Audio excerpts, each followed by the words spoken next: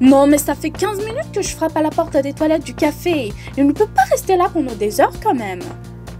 Je portais une magnifique robe découpée et cet imbécile a osé se précipiter aux toilettes dès qu'il m'a vue. Eh bien, t'es pas un beau gosse non plus. Garçon voûté aux cheveux gras là. Le serveur est venu vers moi et m'a dit qu'il n'y avait personne dans les toilettes. Dave s'est enfui. Le soir, je suis rentrée chez moi complètement brisée. J'ai rien fait de mal pourtant. Je me suis regardée dans le miroir. Mes amis à l'école ont dit que j'avais de la chance d'avoir des gros seins et un joli visage car les gars en raffolent. Mais ce mec s'est enfui quand il m'a vue. Peut-être que c'était trop pour lui. Cette pensée m'a un peu calmée, mais je devais me trouver un mec. Car il me restait plus beaucoup de temps jusqu'au bal. Et je ne savais toujours pas avec qui y aller. Pas de temps à perdre. Et j'ai décidé de changer la photo de profil sur ce site de rencontre, d'autant plus que je n'ai pas encore changé de vêtements après ce rendez-vous raté. Je me suis positionnée devant la caméra, puis ma mère est entrée dans la pièce. Elle avait toujours été stricte, mais à cet instant, elle m'a regardée, la rage dans les yeux. Elle a dit que j'étais habillée vulgairement et que j'allais déshonorer la famille en publiant de telles photos. Elle a sorti un pull du placard et m'a dit de me changer immédiatement. Ok, maman, mais arrête de crier comme ça. Elle a fermé la porte derrière elle et à ce moment-là, j'ai reçu un SMS. Un type me demandait de sortir avec lui. Sur les photos, il semblait confiant. Certainement mieux que le loser qui s'est enfui. Peut-être ai-je encore un peu de chance de trouver un cavalier pour le bal. Je me suis réveillée très tôt pour avoir le temps de choisir un joli look et pour pouvoir me maquiller. Mais il s'est avéré que mon placard était complètement vide. Est-ce que maman a décidé de jeter tous mes vêtements? J'étais furieuse. J'ai décidé que dès son retour du travail, elle va vraiment m'entendre. C'était seulement 1 heure avant le rendez-vous. C'était trop la honte, mais je ne pouvais pas aller nue du coup. J'ai mis ce pull de mamie. Sur le chemin, il me semblait que tout le monde me regardait et se moquait de moi. Mais étonnamment, Joey a aimé le pull. Il a dit que je ressemblais à une vraie dame dans cette tenue. Waouh, quel tact ce Joey! Le rendez-vous se passait bien, mais nous étions assis près de la cheminée et je transpirais beaucoup à cause de la chaleur. Finalement, j'ai décidé d'enlever ce pull et de rester dans un t-shirt fin. Joey s'est immédiatement tué et m'a regardé bizarrement. J'ai pas trop compris ce qui s'est passé, mais soudain, il a dit qu'il devait partir et qu'il aurait eu des problèmes urgents avec la pression de l'eau à la maison. Arrivée à la maison, j'ai essayé de me convaincre que je me tourmentais pour rien. Peut-être que Joey avait vraiment quelque chose de sérieux. Mais quand j'ai décidé de l'appeler et de vérifier comment les choses allaient avec lui, il s'est avéré que Joey m'a bloqué. Je me suis allongée sur mon lit et j'ai pensé à ce que c'était n'aimait pas tant chez moi. Et soudain, j'ai entendu un bip. C'était un nouveau message. Peut-être qu'un de mes rendez-vous a décidé de s'excuser de s'être s'enfui, mais non, c'était un autre gars d'un site de rencontre. Son nom était Tom. Je n'étais pas sûre de vouloir repartir à un rendez-vous raté. Mais Tom avait l'air si beau, grand et athlétique. Et il s'est avéré qu'il aimait les sciences naturelles, tout comme moi. Je sais que je n'ai pas l'air, mais j'aime beaucoup la biologie. Et je veux aller à l'école de médecine dans laquelle Tom étudie. Quelle coïncidence! Juste, waouh! Je voulais en savoir plus sur l'université et les examens à venir, alors j'ai finalement accepté de rencontrer Tom au café. La veille du rendez-vous, j'ai préparé ma meilleure tenue. Heureusement, ma mère n'a pas jeté mes affaires, mais les a simplement lavées. J'étais tellement nerveuse que je suis même venue à l'avance au café. Et puis, j'ai vu Joey à la table voisine. Celui qui m'a bloqué. Il s'est assis avec une fille, a gentiment bavardé avec elle. Oh! Je suis allée vers lui et j'ai commencé à crier. Comment est-ce que tu peux me faire ça? Joey rougit et dit que je lui avais menti. Il aime les filles avec une petite poitrine et moi j'en ai une grande. Et j'avais une photo différente sur le site de rencontre. Mais de quoi diable parle-t-il? Il a sorti son téléphone et a montré le site web ABC de la loyauté. Il y avait une photo de moi, mais j'avais de petits seins et j'avais l'air complètement différente. Quelqu'un m'a enregistré là-bas et a utilisé des images Photoshop. Joey a dit que si j'avais des seins plus petits et des manières moins provocantes, il serait resté. Mais quel idiot! Je me suis retournée et j'ai couru vers la salle de bain. Je ne savais pas qui m'avait inscrit sur ce site web, mais maintenant, il était clair pourquoi les gars s'enfuyaient. Tout ça à cause de mes gros seins. J'ai regardé hors de la salle de bain et Tom était déjà assis. Et puis j'ai réalisé qu'il m'a probablement trouvé sur le même site web, ce qui signifie que je ne serais certainement pas à la hauteur de ses attentes. Je me suis dirigée vers la sortie et il ne semblait pas me remarquer. En chemin, je lui ai écrit que je ne me sentais pas très bien et que je ne pourrais pas venir. Je suis rentrée à la maison de très mauvaise humeur. Ma mère est entrée dans ma chambre pour me demander ce qui s'est passé et j'ai éclaté en sanglots et lui ai tout raconté. Je n'ai généralement pas beaucoup de conversations corps à corps avec elle, mais je me sentais si mal. J'ai dit que j'aimais Tom et que j'avais peur d'aller à un rendez-vous avec lui. Ma mère m'a serré dans ses bras et a commencé à me calmer. Elle a dit que je ne devrais pas montrer mes seins et elle avait raison. J'ai décidé de faire paraître mes seins plus petits car Tom aime ça. Je lui ai immédiatement envoyé un texto que j'étais prête à le voir. Le lendemain, j'ai enveloppé ma poitrine dans des bandages et suis allée au rendez-vous. J'ai même mis ce pull stupide pour que Tom ne le remarque pas. Le rendez-vous était génial, mais j'avais toujours peur que Tom découvre les bandages. Et quand il a essayé de me serrer dans ses bras, je l'ai évité. Tom fit semblant de ne pas le remarquer. Mais à la fin, quand Tom m'a raccompagnée à la maison, il m'a dit que j'étais super et qu'il avait hâte de me revoir. J'ai passé toute la soirée à penser à Tom. Même-t-il vraiment, j'en ai parlé à ma mère. Peut-être qu'il ne se soucie pas de la taille de mes seins et que je peux enlever les bandages. Mais ma mère a commencé à dire que j'avais l'air dépravée avec de gros seins. Et dès qu'il me verrait, il s'enfuirait. J'ai été choquée par ces paroles, mais j'avais tellement peur de perdre Tom. Et si maman avait raison? Au deuxième rendez-vous, Tom a dit qu'il voulait que je rencontre ses amis. Oh là là, c'est tellement cool. L'essentiel est que personne ne sache ce que je cache. À la fête, il m'a toujours semblé que je n'ai pas bien serré mes bandages. J'ai couru à la salle de bain tous les 5 minutes pour réparer les bouts qui sortaient de sous mon crop top. Une fois de plus, alors que je rembobinais mes seins, une fille m'a remarqué. Oh, c'est tout ce dont j'avais besoin. Mais j'ai rapidement menti que j'avais récemment été victime d'un accident. La fille m'a pris en pitié et est partie. Elle semblait me croire. Je venais juste de me calmer qu'un gars m'a proposé de jouer aux cartes à bande. Mais pas encore. J'ai duré quelques tours, mais j'ai quand même perdu. J'ai dû enlever la tunique et ne reste plus que le crop top. J'ai commencé à refuser, disant que j'étais gênée, mais mes amis s'en moquaient. Une fille a attrapé mes vêtements. Maintenant, tout le monde verrait mes bandages. Je ne pouvais pas le supporter et je me suis enfuie. J'ai entendu Tom m'appeler, mais je m'étais pas arrêtée. Tout ce à quoi je pouvais penser était que j'avais fait honte devant ses amis, et tout cela à cause de ma poitrine. Je suis rentrée à la maison et j'ai fondu en larmes. Ma relation avec le seul gars que j'ai jamais aimé est ruinée. Je n'avais pas de cavalier pour le bal. Au moins, je pourrais enlever les bandages. Ma peau était couverte de bleu. J'ai remarqué la tablette de ma mère sur la table du salon. Ce site de rencontre. ABC de la loyauté était ouverte. Par curiosité, j'ai ouvert le profil personnel. Et c'était mon profil. Et sur un autre onglet, il y avait une photo photoshopée de moi. C'était donc ma mère qui m'avait enregistré? La sonnette sonna. Je ne voulais pas l'ouvrir. Je dois m'occuper de ma mère d'abord. Mais ça n'arrêtait pas de sonner. Mais qui est là?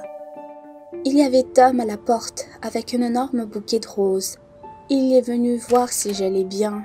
Je l'ai interrompu et je lui ai dit que ça n'allait pas marcher car, en fait, j'ai des gros seins et que, en vrai, je suis différente.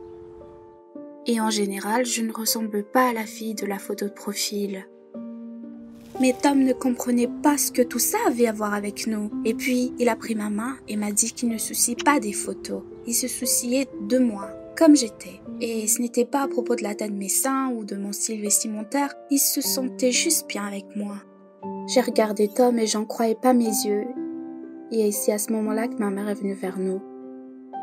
Elle a entendu notre conversation et admis que c'était elle qui avait posté les photos sur le site il y a 6 mois. Et elle a ajouté que dans sa jeunesse, les hommes ne s'intéressaient qu'à son corps et que personne ne s'intéressait au genre de personne qu'elle était. Merci maman, je sais que tu voulais bien faire, mais maintenant je vais me débrouiller. J'ai pris la main de Tom et nous sommes partis. Au fait, comme vous pouvez l'imaginer, Je ne suis pas allée seule au bal.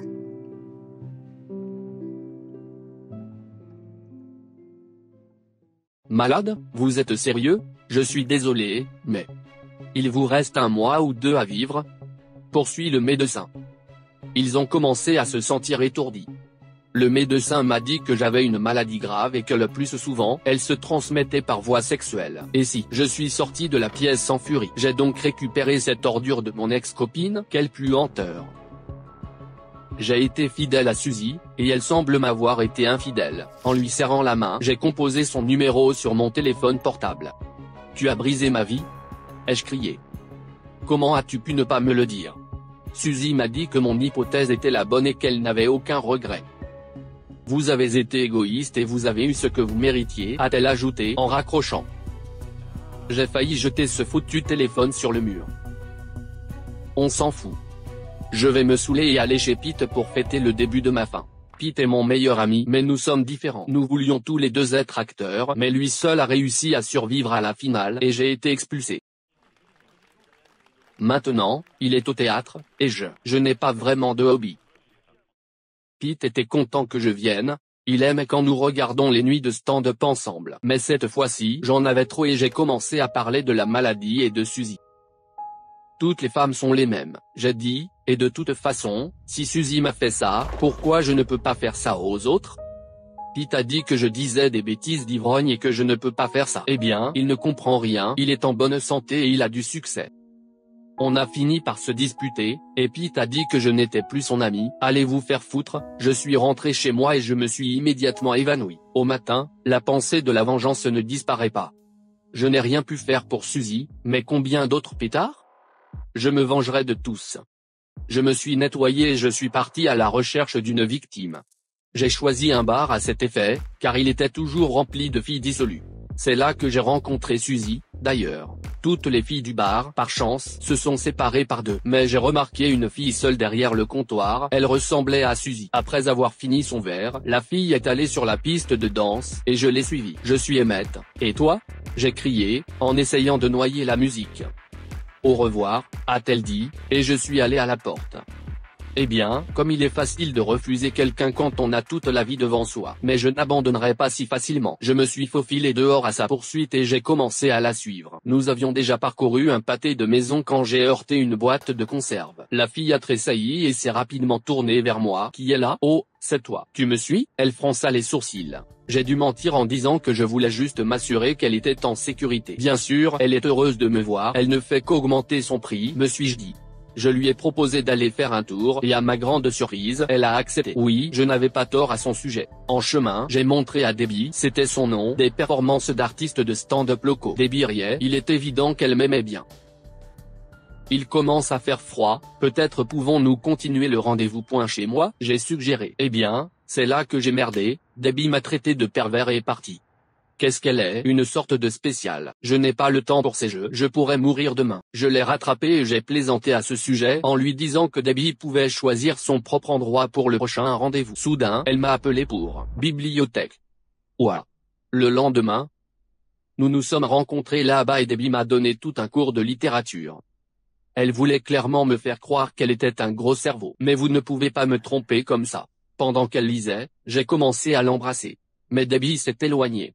Tu dois être patiente, a-t-elle dit. D'accord, bébé, je le ferai, mais je vais quand même mettre un terme à cette affaire. Quand on est un mort-vivant, il n'y a rien d'autre à perdre. Le lendemain soir, j'ai emmené Debbie dans une boîte de nuit. C'est l'endroit où j'aurais dû pouvoir le faire. Mais cette fois-ci, elle a refusé à la fois les cocktails et la danse. Elle a dit que la musique était très forte. Je n'aimais pas non plus cet endroit, bien que Suzy l'aimait. Finalement, ça n'a pas marché à nouveau. Debbie voulait rentrer chez elle, alors je suis allé la voir. Mais que faire si j'ai encore une chance? Nous avons traversé le parc, et près de l'étang, Debbie a soudain crié, « Regardez !» Il y avait une libellule assise sur un nénuphar. Et alors? Sauf que même ce stupide insecte vivra plus longtemps que moi. Mais Debbie était heureuse, elle a dit que les libellules étaient son hobby. Elle n'arrêtait pas de me dire à quel point elle les admirait. Ils sont si difficiles à attraper. Presque comme le véritable amour. Sourit-elle tristement. Debbie a admis qu'elle ne traîne pas habituellement dans les bars. Et quand nous nous sommes rencontrés, elle est allée se saouler à cause de son ex-petite amie qui l'a trompée après 5 ans de leur relation. Puis je me suis senti mal à l'aise. Deb ne semble pas être aussi frivole que je le pensais. Nous étions en train de lui dire au revoir chez elle quand soudain, Debbie a levé les yeux et s'est rapprochée. Elle allait m'embrasser. J'ai sauté en arrière comme si j'étais échaudé. Debbie n'a rien compris, et je me suis juste enfui. Le lendemain, je l'ai appelée et j'ai essayé de me justifier. Vous savez, il faisait humide dans le parc. Je crois que j'ai pris froid, je ne voulais pas t'infecter. Tout ce qu'elle a dit, c'est que j'étais très attentionné. Je suis resté à la maison jusqu'au soir, me sentant comme une vraie canaille. Puis, soudain, Debbie est arrivée. Elle m'a apporté des oranges et des pastilles pour la gorge. Mais son attention n'a fait qu'empirer mon état. Je lui ai dit que j'avais sommeil et lui ai demandé de partir. Mais Deb a continué à m'envoyer des SMS. Je devais répondre, même si je brûlais de honte.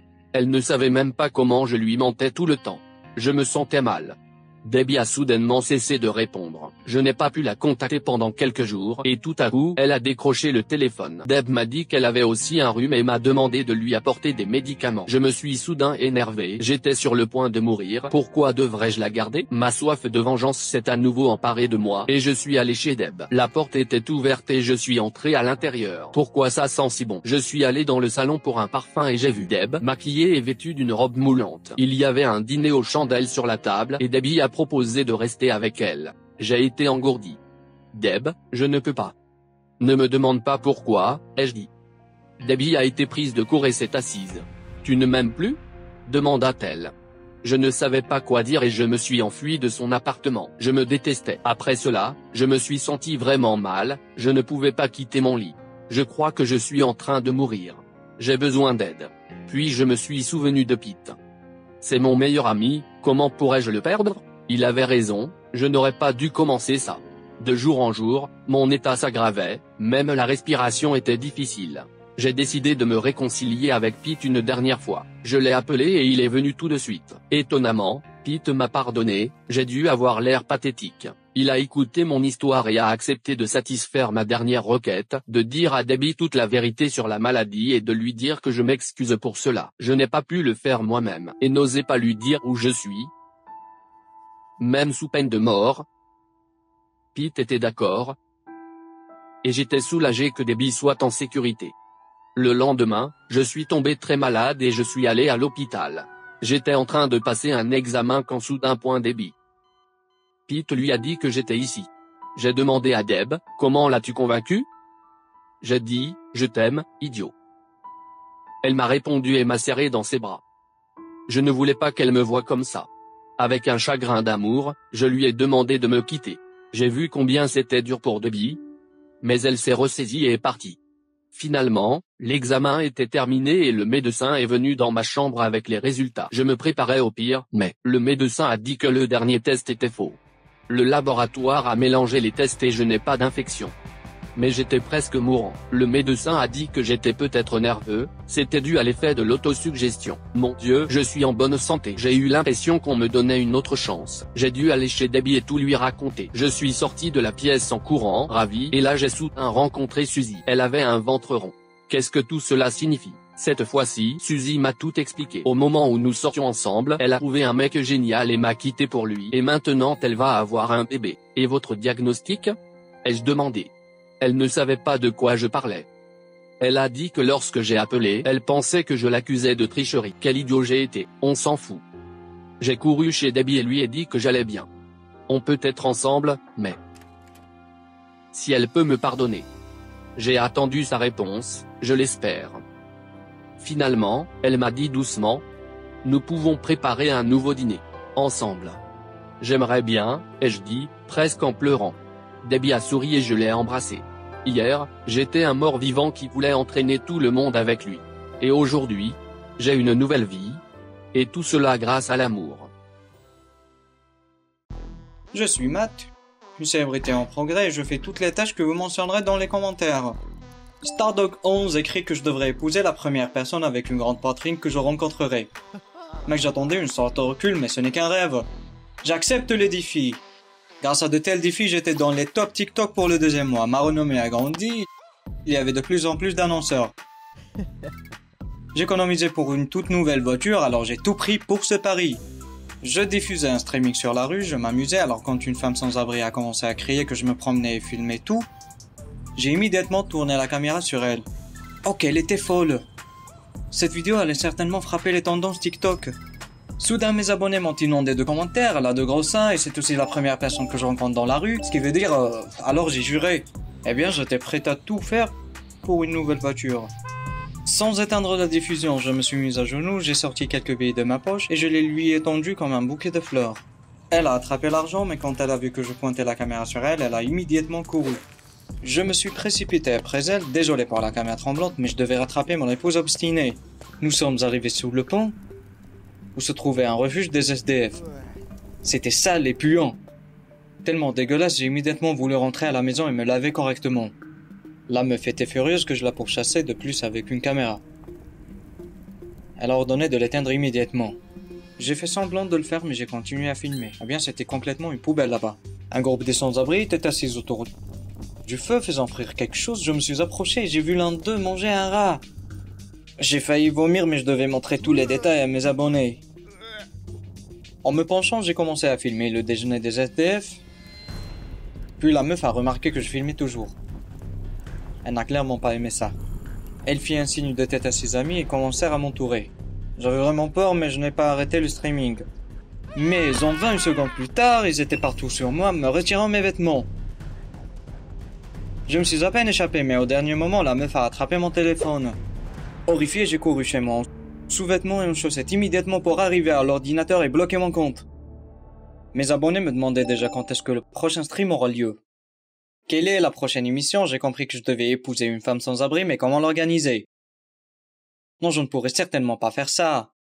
Alors j'ai pensé jusqu'à quelques jours plus tard et c'est avéré que la vidéo de l'asile est devenue virale. Ce qui signifie que si je continue, je peux acheter non seulement une voiture, mais toute la maison. Inspiré, j'ai commencé à courir à travers diverses idées dans ma tête sur la façon d'amener une femme sans abri à participer à mon défi TikTok. J'ai dû en quelque sorte l'attirer chez moi pour conduire à un streaming. J'ai commencé à réfléchir, ok, c'est une femme après tout. Et toutes les femmes aiment les choses romantiques. J'ai mis mon costume, pris ma guitare et je suis allé voir ma fiancée, me sentant complètement idiot. La femme sans abri était assise là où je l'avais vue pour la première fois. Je me suis rapproché, surmontant le dégoût, et j'ai commencé à jouer. Je voulais faire rimer quelque chose juste pour elle, mais j'ai réalisé que je connaissais pas le nom. Elle a répondu en se moquant, Nicole. Soudain, quelqu'un m'a appelé. Je me suis retourné pour voir l'un de mes abonnés debout sur l'autre côté de la rue. Il a demandé effrontément comment je pouvais supporter la puanteur de ma copine. J'ai plaisanté et menti, en disant que j'avais vécu près d'une décharge et que j'étais habitué à puer. Mais mec, Nicole était proche, elle a tout entendu, se retourna silencieusement et partit, laissant échapper que j'étais une racaille qu'elle n'avait jamais vue. Je savais que c'était un échec complet, ma renommée diminuera rapidement après cela. J'étais sur le point de partir quand j'ai soudain remarqué mon téléphone à l'endroit où se trouvait la SDF. Apparemment, il est tombé de sa poche déchirée. En moins, quelque chose de bon à la maison, je l'ai immédiatement chargé et vérifié les notifications. Mes abonnés pensaient que je me suis renfoulé, alors ils ont commencé à ne plus me suivre. Si je ne diffuse pas aujourd'hui, j'oublierai à la fois la voiture et ma renommée. Bah, je dois récupérer la confiance de la meuf pour pouvoir la filmer à nouveau. Mais je n'avais aucune idée comment le faire, j'ai décidé de demander conseil à ma mère. Ma mère était heureuse d'avoir entendu que j'ai trouvé une petite amie. Si seulement elle savait de qui je parlais. Elle a dit qu'elle prévoyait de faire une lasagne spéciale qui a déjà conquis mon père et a proposé d'organiser un dîner romantique pour ma petite amie. Alors, elle me pardonnera définitivement. Bonne idée. Mais comment inviter Nicole chez moi? Y a aucun moyen qu'elle va encore me parler. Pendant que maman faisait les lasagnes, j'ai décidé d'aller sous le pont et de lui demander également pardon. J'ai acheté 10 boîtes de pizza et je les ai données aux sans-abri sous le pont. Ils m'ont regardé avec méfiance et l'un d'eux a même demandé s'ils étaient empoisonnés. Avec des filles, j'ai essayé un morceau. C'était terrible de partager une pizza avec des SDF. Mais ils bourdonnaient d'approbation et attaquaient la nourriture. Seule la meuf s'est écartée. Je suis allé la voir et lui ai dit que nous allions avoir un dîner spécial chez moi. Elle était très surprise et elle m'a demandé si je plaisantais, car elle n'avait jamais été invitée à la maison auparavant. Je l'ai convaincue que je parlais sérieusement et j'ai écrit mon adresse sur un morceau de papier disant que je l'attendrais à 7 heures. Elle a été impressionnée mais elle a dit qu'elle devait y penser. Sur le chemin du retour, je cherchais sur internet sur la façon de séduire une fille. Beaucoup ont conseillé d'ajouter un aphrodisiaque à sa nourriture, une substance qui provoque une forte attraction. J'ai décidé de l'essayer. La pharmacie la plus proche n'en avait pas, mais la suivante m'a vendu une bouteille étrange. Quand je suis rentré à la maison, j'ai remarqué que ma mère était déjà partie pour la réunion et que les lasagnes cuites étaient sur la table. J'ai essayé quelques gouttes. Cela affectera-t-il le goût? J'ai essayé un morceau moi-même et ça semblait bien. Mais le temps passé et Nicole ne s'est toujours pas présentée, ça fait déjà 1 heure. Elle a dû être offensée, j'ai perdu espoir. Puis la sonnette s'est déclenchée, Nicole était debout devant la porte, j'étais très heureux de la voir. Mais elle a immédiatement dit que si c'était pas pour la pluie dehors, elle n'aurait pas mis les pieds ici.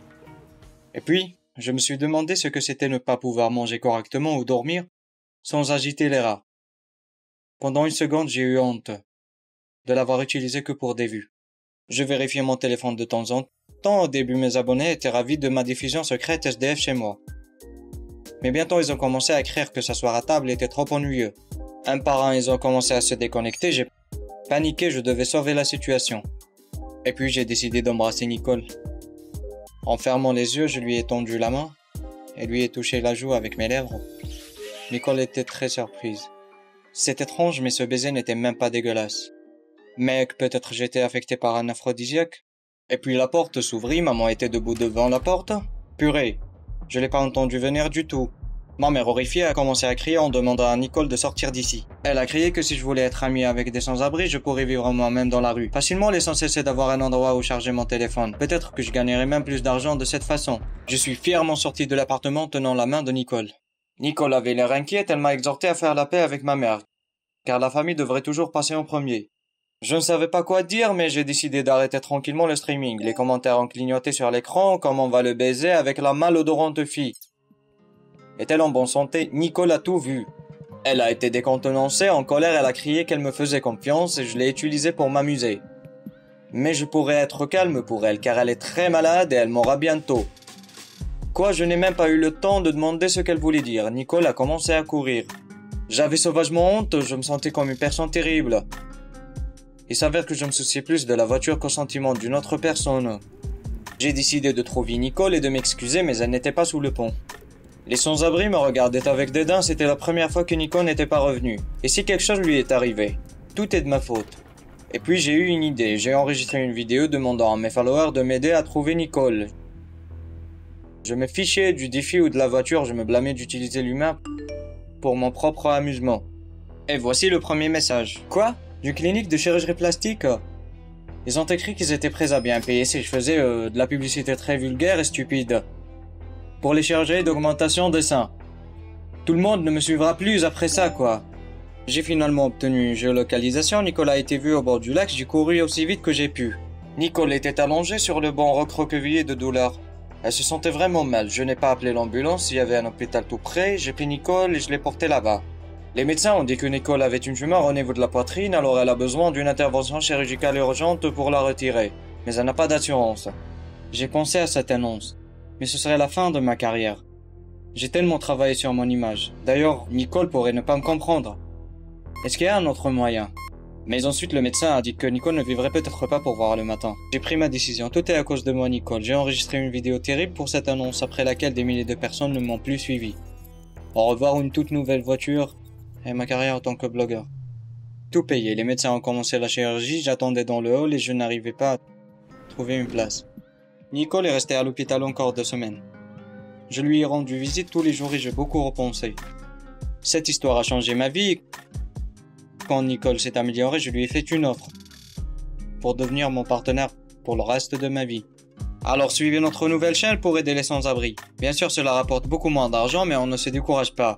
Et maintenant, Nicole peut même se permettre de louer une chambre. Oh, quittez l'offre 13 et Chrissy nous allons ouvrir un point de livraison des plats chauds sous le pont en 1 semaine. Bien, quittez l'offre, j'accepte ton défi.